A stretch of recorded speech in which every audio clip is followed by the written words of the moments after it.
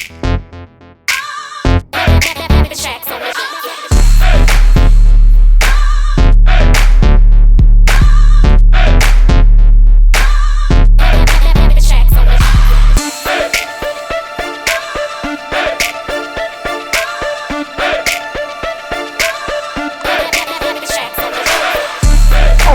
apologize for that little mishap. We are learning. Thank you all. Come on back. We're gonna give y'all a second to come on back. And so, with that being said, we're gonna let y'all jam out to this little track. And if who knows, if my cocktail kicks in, I might do a little freestyle. I already did some twerking. I might do a little freestyle too. You know what I'm saying? Because all right. I feel like I can do anything and everything. You know what I mean? I understand. Let it go on this Thursday night. Yo, this Thursday night, I'm feeling kind of right. I got my drink in my hand and I'm looking out of sight. I got my girl Shanell and she be rocking on the 1 and 2s. I'm sitting here on the carpet with no shoes. I got the flow. I could go and I could do anything. Look at my hat. Look at my swag. You be like, oh my God, is he insane? I'll be like, no, that's just the way I flow. I got to go. I'm ready to twerk again. I need that energy. I need that level of energy every day in my life. You need to bottle that up and sell it. Yes, sell it. I am about to sell bottle that energy up and sell that. Everything is for sale, y'all. Everything is for sale except for my soul. Hallelujah. That's not for sale. You can buy a few other things, just not your soul. Not my soul. You can buy pretty much anything else I have except my soul. I understand that.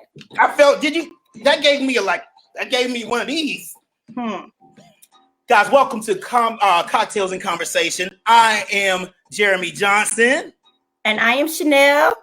And we are your hosts for Cocktails and Conversations. You know what I'm saying? And we just want to welcome y'all into the room. I can hear my girl Wanda right now saying, come on in the room, come on in the room, come on in the room, come on in the room, come on in the room, come on in the room. And that's what we want y'all to do. We want y'all to come in the room. We want to say welcome to each and every one of you that have joined. We want to encourage you and invite you. And we ask you to go ahead and hit that share button. Hey, Michelle. So we were right. We knew we could not see their names. Hi, Otto. Hey, Otto. Good morning. The conversation would not have flowed right if we can't have that motion, that flow of conversation. You can't have it if you can't see their names and talk to them. Picked up on that, and see, that's why you are the co-host for this entity right here. It is all about having a dynamic co-host, and that you are. So hi, Sean. Good evening. Good evening, Sean. What's up? Good morning. But it's so funny. People ask me all the time. First thing when I say good morning, people are like, well, where? People are like, where are you? I'm like, I'm in America. I'm in America. Well, why you say good morning? And then I have to go into my whole spiel of why I say good morning. Good morning. And that's a part of your brand, honey. It's a part of my brand. And where it stemmed from, Shanell, is in case I don't think I've ever even shared it with you. Where it stemmed from is that, having been blessed to live and work overseas for several years, I lived in a whole different time zone. So what I would normally be doing over here, I was doing the complete opposite over there. And so it just helped me to realize from having that experience of traveling and working abroad is that it's like, I'm not confined to space and time. My mind is the most powerful thing I own.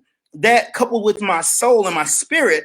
And so if as a man thinketh, so he is. If you feel like you stuck in COVID-19 world, that's where you are. Though COVID-19 is happening all out there, I feel like I'm about to go into preaching mode. I'm trying to, I don't know, people, my mom is like, son, I think you're gonna be a preacher. And I'm like, only if I can have this drink in my hand. No. All right. Hey, I mean, we wanted to give a shout out. Please. So we want to start off by first and foremost saying thank you, and shouting out Little Creative Designs for designing not only the Cocktails and Conversation logo, but also an outstanding t-shirt that we're all going to be wearing, and you can wear, and you can order that today. That information will be put in the comments. And then we started our Cocktails and Conversation group today. How did you feel about that, Jeremy? Oh man, I felt so great. I started the group. I extended, just went and tagged people that I felt like would make great members for this newest entity of my brand. And people responded so wonderfully. And it is what it is. I think it said that we are the hottest new social online gathering club. And that's what we are. I mean, who's hotter than us? I mean, yeah, that's awesome. Nobody. But awesome. When I really knew it was real and I thought something was like so awesome, I looked in and said new member, and it was the amazing Wanda D. Hollis had joined the group. Terrence Killing, Sabree Lyon, Andre Braxton, Rickett Clarence, Derek Francis, Mayar, Morris, Tanika, and of course, you're going to have to support me on this name, Igosar. Okay. Yeah. And Otto is here today, one of the viewers. So thank you guys so much for joining us. Amazing things are going to come out of this group. When we can get back to what our new normal is, we will be having meetups. We're going to have giveaways within the group and just great things. And we're glad that you guys are going to be on this journey with us. Absolutely. Don, we thank you so much. Don says, beautiful logo. Hey, little creative design. Shouts out. Yes, Shouts out once again. Yes. Well, guys, tonight, first of all, we want to thank you. Those of you who joined last week, we had an amazing time. Last week was our debut show, and we discussed friendships, relationships, and dating in the new world era. Thank you, Otto. The conversation got deep. It really did. It got deep, and little did we know, little do we realize, we were on there for like 2.5 hours, which we don't ever really want to take up that much of y'all's time because we know I got things to do, and we have things to do too. But it was just that hot and heavy. And I think we even had a few people asking if we could, come back with a part 2, which we probably will. Part 2 will come. Definitely will come. But, we wanted to go ahead and jump on this train that, come on, ride the train. You ride it. We wanted to get on this train right here because, one of the things that we do to help determine the topics that we converse about is we look at what we are discussing in social media, as well as what are the hot topics in the news media. And so one of the things that obviously are on the hearts and minds, or is on the hearts and minds of many people today, is just this whole idea of governors around the country reopening cities. Governors around the country making this decision, this brilliant decision to reopen American cities all over the nation. I think that they are definitely, following the science. They obviously they've got to be. They're opening cities, they're opening pool halls and bowling alleys, barber shops, hair salons, and then on Monday they will open restaurants and social clubs, as they call it. Social clubs will open again on Monday. Because God knows these are all, everything that we just named just now is definitely an essential business. It's essential. Like, God forbid I'm not able to get my hair cut like next week. The world is going to crumble. I think I saw a couple of protesters with signs saying, "We need our haircuts. We need our haircuts." I didn't see that. Oh, yeah. It was a couple of white people, but whether they were white or black really doesn't matter. But yeah, they had the little guns. They were, carrying guns, protesting at the, I think they were protesting in Pennsylvania and I think Baltimore, I want to say. Don't quote me on those cities, but definitely they were protesting. And yeah, their whole protest was, we want to work. We want to work. We don't want handouts. And we need a haircut. I keep My hat just doesn't. I know, keep it off because I see that, you know, we looking like the real natural couple. Shanell said keep it off, y'all. So I'm gonna keep it off. Let me No, you look fresh with your hat on. I'm just playing. I mean, off, you know, I think I'm fresh all around. He's Dougie, Jeremy, fresh, fresh. Anywho, all right, so guys, I want to start this off. We want to start this off by reading an article that let's just read this article. Let's get into it. This article says, so guys, if I'm looking down, it's because I'm reading the article. I didn't memorize this, so I'm reading it. Front runner for country's dumbest governor to reopen essential. Yeah, this is what it says. I'm not making this up. I can't make this stuff up. Front runner for country's dumbest governor to reopen essential business, essential bowling alleys, nail salons Friday. Shanell, I just want you to take a second and while I handle a quick piece of business, I want you to just you look like you were shocked when I read that just now. Why that face? I only got through the title. I didn't get through anything else. Just the title. Why that face? Well, the reason was that face is because I definitely want us always to respect the people that serve the people. So that was the reason. I see your face, but I definitely want people to do that. So I just was like, oh, that was so shocking. You know, I had to clutch my pearls. I had to clutch my pearls. But now the things that I'm looking at it from two different ways, if I could just share my perspective for a moment, and I think that'll really get the conversation going. Now, the things that they say they're opening, I feel like they're opening those things because those are true small businesses. Bowling alleys, hair salons, nail salons, barbershops. And at the same time, it makes us a little weary because we feel like some of those places, like that barbershop, that hair salon, that nail salon, is things or businesses that certain people frequent often. So one of the things that we're really looking for is what protocols and processes have been put in place to protect anyone that would be going there. And it happened so quick that we're not sure if any of those processes or protocols have been put in place. Okay, well, let's get into that article. Let's just get, we're not going to read the whole thing, but let's just dive into it for a little bit. And like I said, I did not make up the title. Shanell, can you let me know if you actually have this video? I attempted to share it with you, so I just want to make sure you're good on that. But let's dig into this article because I think it's great impetus to get this discussion kicked off. It says approximately 2 weeks ago. Oh, and this article was in this was written by Bess Levin. Okay. By Bess Levin, and this is in Vanity Fair. So as we know, Vanity Fair is a well-established periodical. It's been around for quite some time. So hey, if it made it into Vanity Fair, then somebody somewhere, you know, felt that it was appropriate and fitting to be in that publication. Approximately 2 weeks ago, Georgia Governor Brian Kemp made a name for himself when he announced on the steps of his state's capital that he was a massive imbecile. Sure, he didn't use the exact words. Citizens of Georgia, I've gathered you here today to announce that I've tested positive for an IQ of less than 9. But he may as well have, because it was then on April 2nd, 2020, that Kemp revealed he had only just learned that asymptomatic carriers of the novel coronavirus could spread the disease.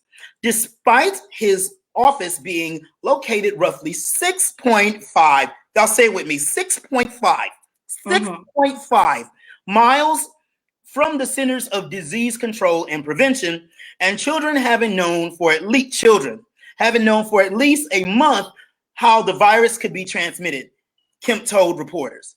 Those individuals could have been infecting people before they ever felt bad. But we didn't know that until the last 24 hours. Kemp was overwhelmingly criticized for his astonishing lack of knowledge about the disease, and obviously, rightly so.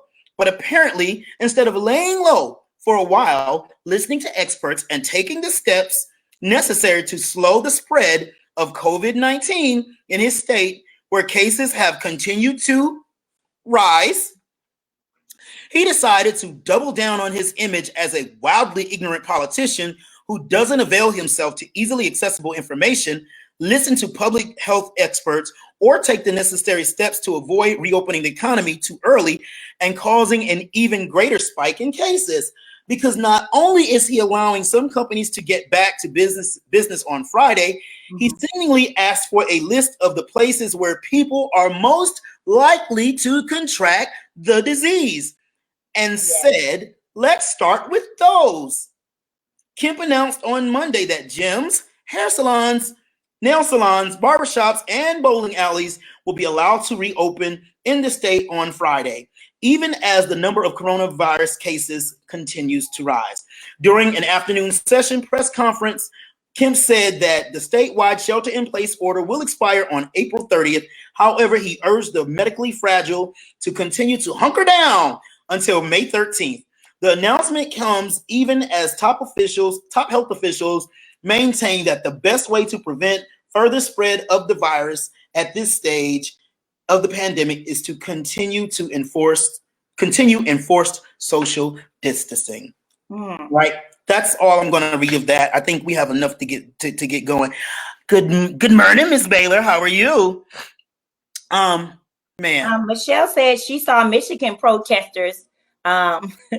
She said, AKA Trump supporters. and they were. Many of them were.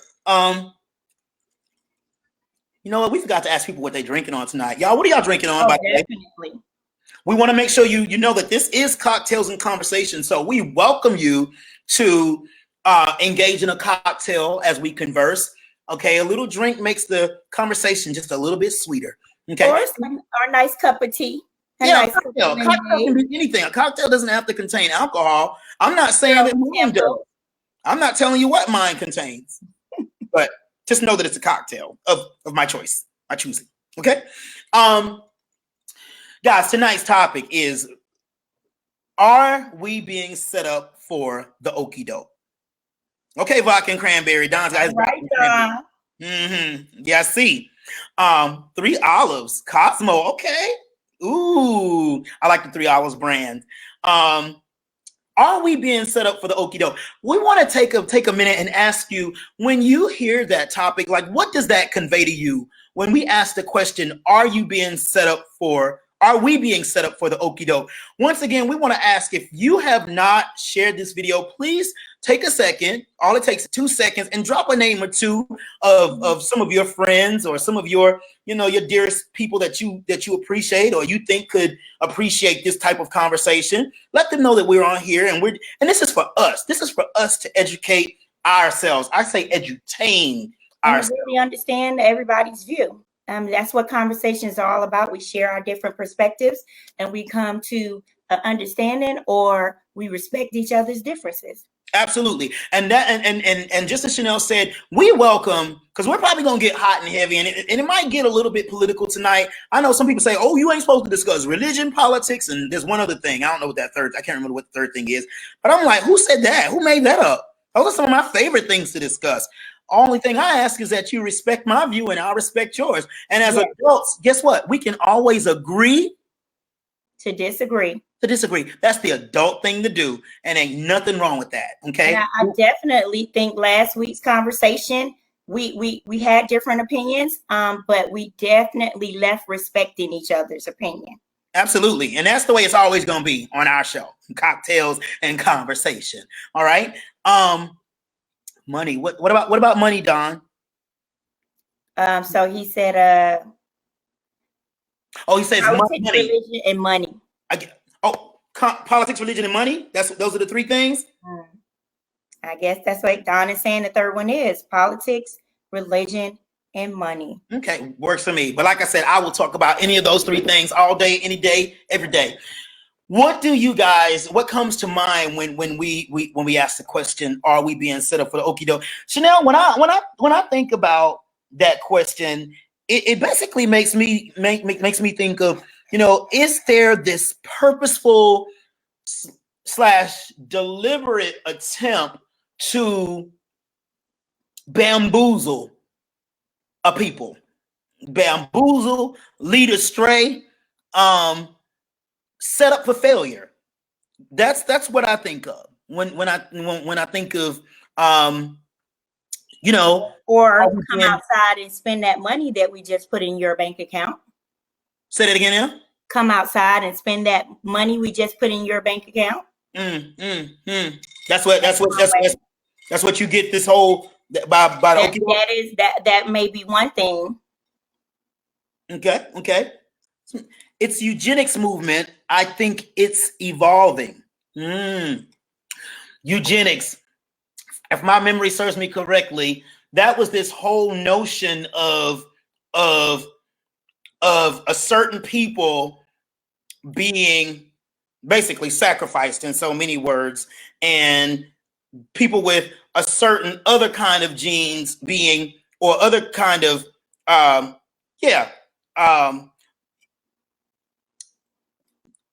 other ethnic persuasion being selective breeding on the rise.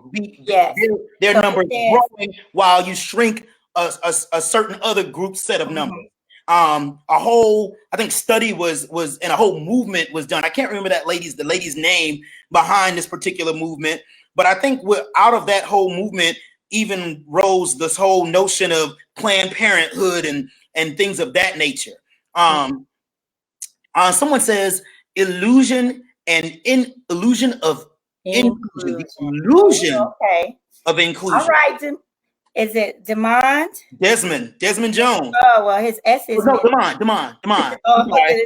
So, and I'm still in my first drink of inclusion. Let's put that on the board so we can see that. That's deep. Illusion. What do you take? Talk to me, Shanell. What does that mean to you? Illusion of inclusion. Demond needs to come on. Yes, when I looked up eugenics, that's what it talked about, population control. And one of the things is, so we feel like, I think Devon is saying, us as a people, we feel like we're being included and cared for, but it's really an illusion because they may be trying to get rid of us in a way. And I mean, right now at 50,000 deaths, that's really serious. Is that where we are countrywide now, nationwide? Yes, in the United States. United States, we're at 50,000 deaths. Yeah. Wow. They update that information every day at 12 o'clock and at 7 p.m. 12 o'clock in the afternoon and 7 p.m. Okay. I have really had to get away from focusing on the numbers because it just really, I think, that was me in the beginning. I was doing that. Yeah. I think the thing that makes me ask the question, are we being set up for the okie doke, is just when I think of the kinds of businesses that are being encouraged to reopen. Again, nail salons. Someone posted a picture the other day, and I was trying to see if I could determine what the date on the picture was, the date the picture was taken. They posted it as though it was a very recent picture taken. Okay. And I believe that it was, but I don't want to quote myself on that. I like to be factual and actual. I believe it was a recent picture. It was a picture of a salon shop that was a part of a strip, like a little strip mall. And I think it was located in Covington, Georgia. And this was not even, today is Thursday, right? Yes, it is. Today's Thursday? Wow. Yes. Tomorrow's Friday. Yes. So the salon shops are opening starting tomorrow. Yes. This picture showed women already lining up at the shops.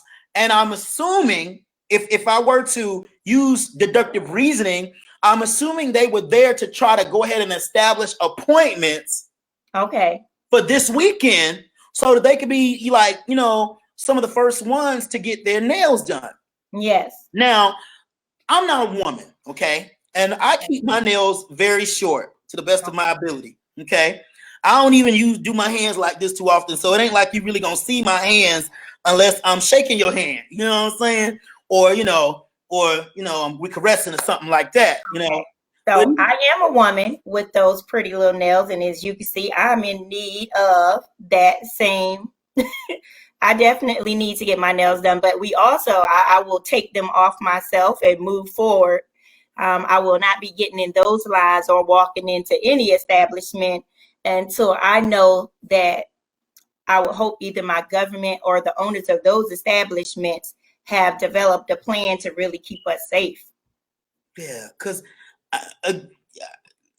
and your nails look amazing to me. Like I said, I don't know the nooks and crannies of nails. I don't know the science behind how much filling or whatever it is y'all use to make them all pretty and special and all that. Because I know what I like, when I'm looking.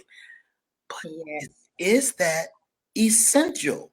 Is having your nails done an essential business? Is are men having haircuts? Is as much as I love to look fly, with a fresh lineup, edge up, nice little tapered sides. I'm not gonna die if I don't get a haircut for another 3 months. I'll be all right. And it's like Michelle agrees with you. Michelle says, I think that no one knows how long it would take for a cure. And if there is one, who will they test it on? Why would people put their lives on the line to get their hair or their nails done? Michelle, would you like to come on with us for a few minutes? Do you have anything additionally you want to add? If you do, just let us know. Do we still have that link up at the top? Yes, we do. And also, speaking from a woman's perspective, that I was not a woman to wear my natural hair. I was not. But I'm so grateful. I'm so grateful. This experience has put me in that place. And I'm just, I'm trying to live with it, and I'm going to rock it, and then we're going to go from there. But I'm not going to put my life on the line for it. Yeah. And so it really makes me wonder, like, why these businesses? I did a little research, and I found that now this article was written back in 2018. So I can only imagine that the numbers have probably increased since then. But this article said that, let's go here. It says a Nielsen report confirmed that basically Blacks,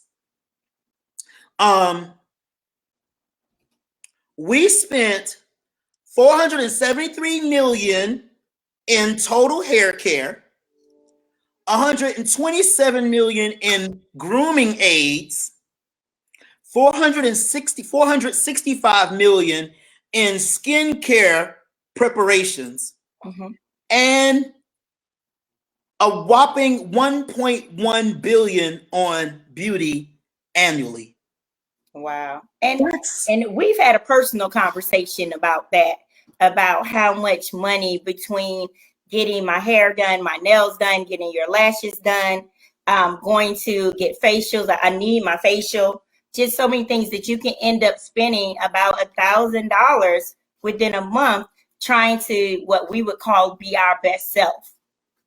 And that's, it's admirable. It really is. I think it's nothing more beautiful than when a woman just, completely keeps herself up and keeps herself together, but again, I'm not a woman, so I don't want to get bashed for not respecting all that you all put into your health care and your beauty and all that good stuff. But I just want to believe that some of those things could potentially be done at home, while others may just temporarily require an alternative plan.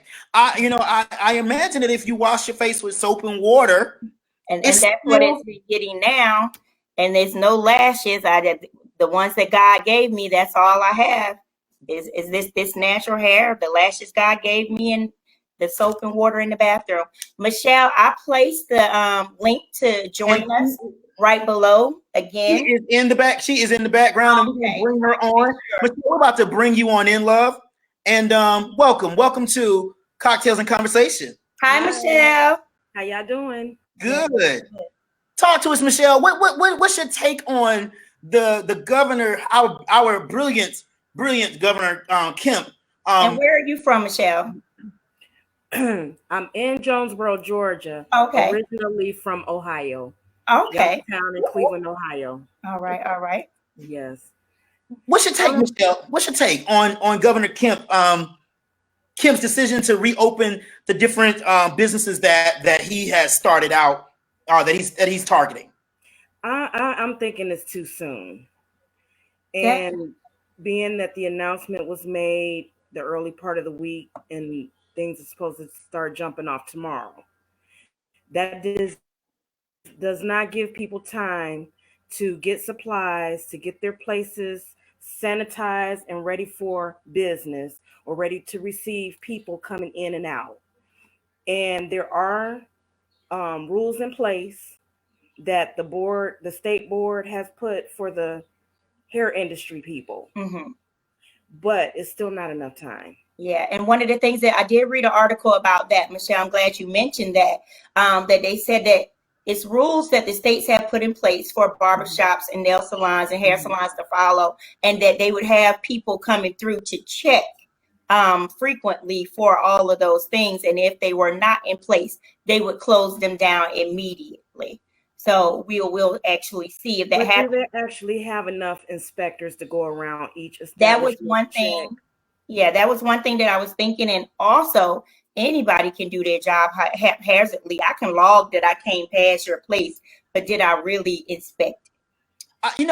I'm thinking about the conversation that the mayor had, the mayor of Las Vegas had with Anderson Cooper last night. Yes. And it was perhaps one of the most befuddling, asinine, just confusing interviews, but it was also comical that I have ever seen. It's like, what are the qualifications for becoming a mayor anymore? Like, her attitude was, and while in one sense I can understand what she was saying, she says, I don't own a casino. So it's not my responsibility.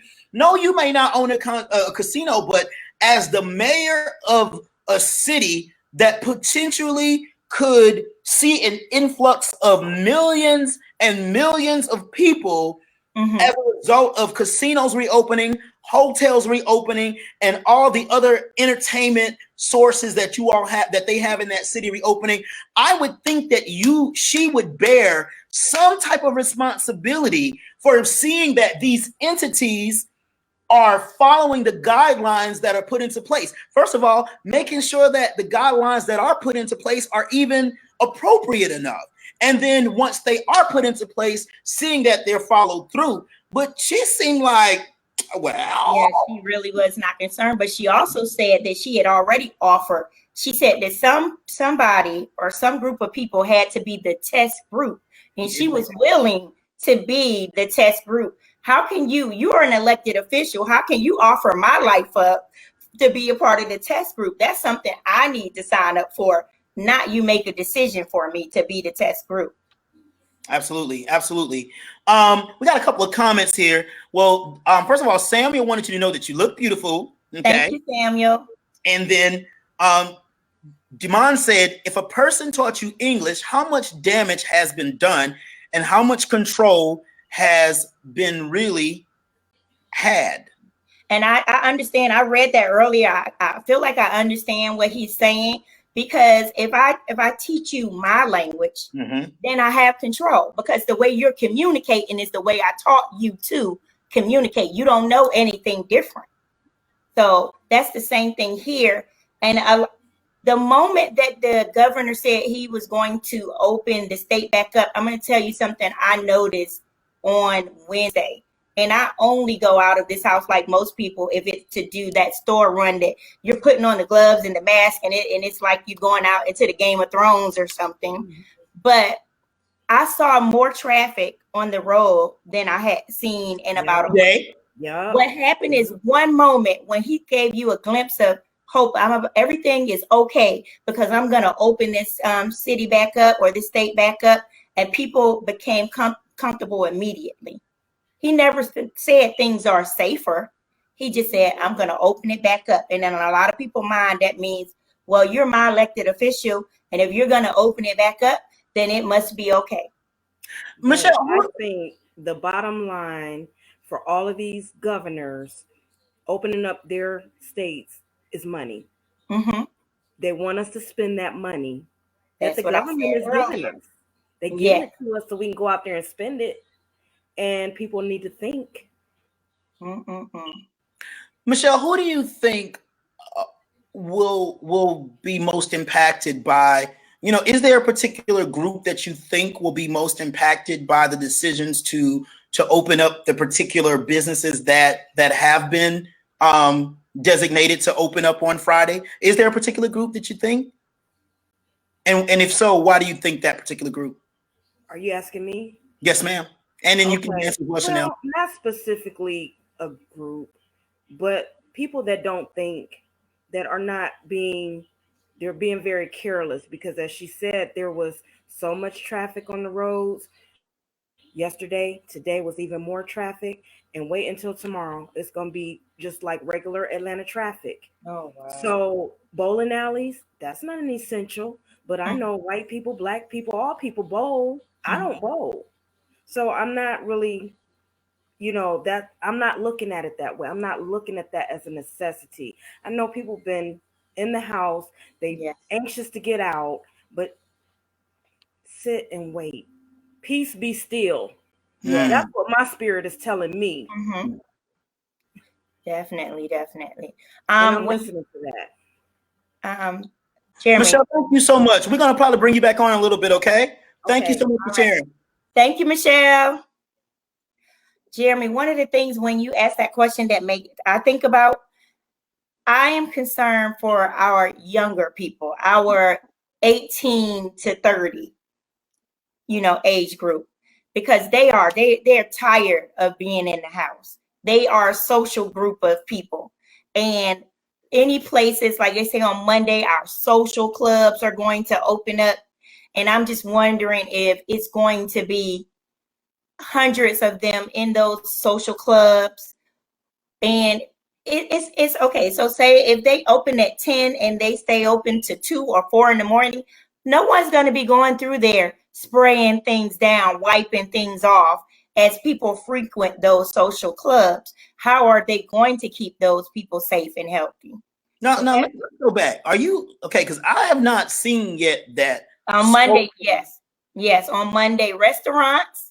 In that same article from Brian Kemp, on Friday, it is the barbershops, the hair salons and nail salons, and the bowling alleys. And then if you read, it says on Monday, restaurants will be opening for dine-in services and social clubs. So it's not just what's going to happen on Friday, it's also what's going to happen on that following Monday. I'm going to go ahead and go out on a limb and say, wow, I do understand that there are some of the establishments that are being permitted to reopen are frequented by members of various ethnic groups and persuasions. I do feel, and I'm just gonna go ahead and say it. And Don said social clubs May 1st. May 1st. I knew I read it. Thank you, Don. Okay. I do. It's my opinion. This is my personal opinion. My opinions, even though we're doing this show together, I just want to be clear, guys. My opinions do not necessarily reflect the views of Shanell. Okay. And that means his opinion is about to sting me. Okay. It may not. It may or may not, but it's my opinion. Just like Shanell's opinions don't necessarily reflect my views, but we're mature enough to engage in this Cocktails and Conversations platform and hopefully encourage you all to also engage in this dialogue as well. Once again, if anybody would like to come on, we have the link that's posted. Please feel free to let us know, and we're happy to bring you on for a few. What was I about to say? I feel that this is a direct target. I like what Michelle said. Against people who don't think. But I can't say, I will say, as a former educator with Atlanta Public Schools, I want to say that in a large portion of those people are going to fall within the African American group, and honestly, those age ranges that you mentioned, I think about the young 7th graders that I taught my last year that could give a rat's ass about education, about their what I'm calling it out. I mean, this is my perspective. I think that there are so many young people, because education hasn't been valued in their home. It's not a value to them. And because that's not a value to them, I saw that other things were of value to them. Sneakers, fashion. I had so many young girls that I would teach that put more emphasis on what their physical appearance looked like than what was actually being put inside their heads and their hearts. And so when you have people like this that have been quarantined for some time and are now able to, are told that, hey, you can get out now, it's going to largely impact, I feel, many of our African Americans right here, particularly right here in the city of Atlanta. And if this virus is as deadly as they have led many of us to believe that it is, then I think, unfortunately, we're going to probably see a great increase in the number of African Americans that unfortunately come to a demise. Okay. Samuel Dunbar says, I would love to see the owners of Black barbershops and hair salons keep doors closed to the public. This is a trap for Black and brown people in the community, and we are still in this together as one race. And the reason that really jumped out to me was I have saw a few people, and I explained to you earlier, Jeremy, when we were having a discussion about this, that my own personal hairstylist said, I'm sorry, I cannot open back up my business. And her business was booming. I know that it is a major loss. When I walk in to get my hair done, that's $200. And I see 10, 15 people in there at a time and 6, 7 hairstylists. So that's a major loss of income for her. But in the best interest of her business and the safety of her customers, she's decided that she will not open back up right now.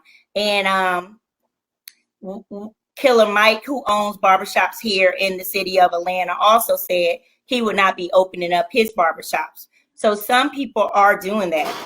I appreciate that. And so I want to say kudos to you, whoever it is that you go and get your hair done with.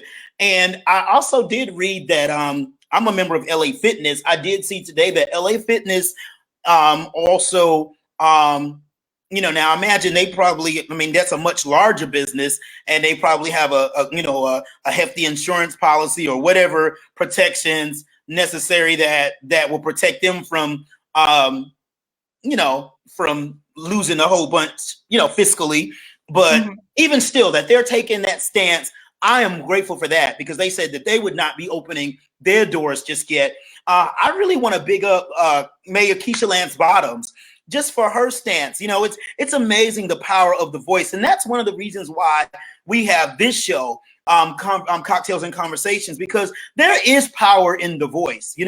Our voices carry power. And even though, the governor in terms of rank is of a higher position than the mayor, I think Keisha Lance Bottoms, using her position the way she has to encourage us to use common sense, and she did it so eloquently. She was not, I don't think it was a personal attempt to defy Governor Kemp's authority, but I think it was an attempt on her part to really appeal to people's common sense and for her to do her due diligence to save lives. So I really just respect the stance that she has taken, and just trying to get people to, once again, just really use common sense, and think before, jumping out and making a decision that could ultimately lead to your own detriment or to the detriment of someone that you love and care for greatly.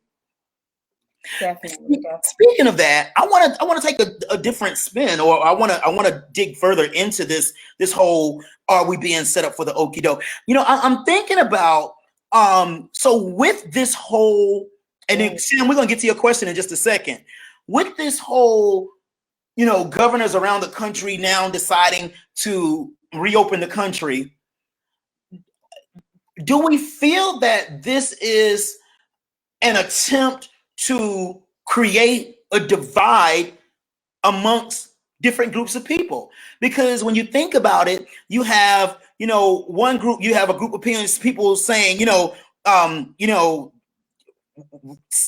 starting different protests, at the encouragement of the president of our nation, and some with guns, some with guns, and and blocking essential workers from getting to their places of work, and saying open up the country. And then you have those who feel like, you have the healthcare workers and others who are saying, no, it's just a little bit too premature to make these kinds of choices. So is this an attempt to further divide the nation? Because honestly, I already think we're somewhat divided. I think in many cases that there are large groups of us who do see eye to eye, but in an equal way, so to speak, I think that there are those who would care for nothing more than to see this divide. And I want to bring in, as a result of Mayor Bottom's stance on us using common sense, I think by now many know that supposedly she received a very heinous and racist message, one that basically said, shut up nigger, and just open the country. This to me takes me so, and I didn't live at that time in the 60s, I'm a 70s baby, but this makes me think of the stories that my parents told me and others who've lived in the past told me of what they've had to deal with in terms of fighting for equal rights and for just an fair treatment as a human being. That in 2020, the mayor would receive this kind of message. That says a lot about where we are as a nation and just exactly what groups think. Yes, and it's very, very unfortunate. Very unfortunate. Shanell, I need to replenish. Can you go ahead and hold it down for a hot second? Yes, I was actually going to say our viewers have several things to say that I want to make sure that we touch on, just in case anybody wants to respond. And I'm going to just go back up a little bit. So Samuel, when Jeremy comes back, we'll address your question. And then I just want to say, Demond said, what about having to vaccinate the kids for school or something? They don't even really know the side effects of. As an educator, I want to address that. That is scary. So that would be so scary, because who wants their child to be in the test group to find out what's going to happen? What would be the side effects on that? And I definitely don't want to see that. And I mean, with my own children or my grandchild, I definitely would not want that. They wouldn't be participating in, but I'm sure that it would have to be something like a flu shot, where you would either choose to have that flu shot or not. So you would probably choose to have that vaccine or not. And then you also said they have been social distancing now. They can really stay away from folks. I'm essential, and vendors won't serve you without a mask in most states. But I think the day that the governor announced that he was going to start reopening some of those businesses, I went to a few places where I used to see people with the mask and gloves. And that particular day, I did not see those people with masks on. They were just out and talking to people face to face. So I really believe that he made some people comfortable to think that it was okay, that things are getting better. DL Gray said, Jeremy, I told Samuel we'll address his question. Yes, when you got back, it's just one more comment. DL Gray said there will be a difference in opinion from the political standpoint if they were to see it from a healthcare viewpoint. This virus is real, and it is said that when money becomes more important than human life. Yeah, it's sad, exactly. And DL works in the medical profession, so he works in a healthcare environment, and so just I really do appreciate when I hear from those who work in the healthcare industry, because I feel like we get, those people are able to provide us with very real anecdotes, you know, very real accounts. Because on one hand, you have people downplaying it, saying this is, you know, this is a hoax. It's just something to make, you know, to usher in the new world order, whatever. And then you have those, you know, who work in the healthcare, you know, admonishing us, no, take this seriously. Yes. It is real. And it's a little confusing to me personally. I'm going to be honest. I really get confused as to what really is happening. And so as I was with a friend today, you know, I was like, well, you know, what do we do? You know, he just said, and his response was, hey, you do what your heart tells you to do. You do what your gut tells you to do. That's really the best.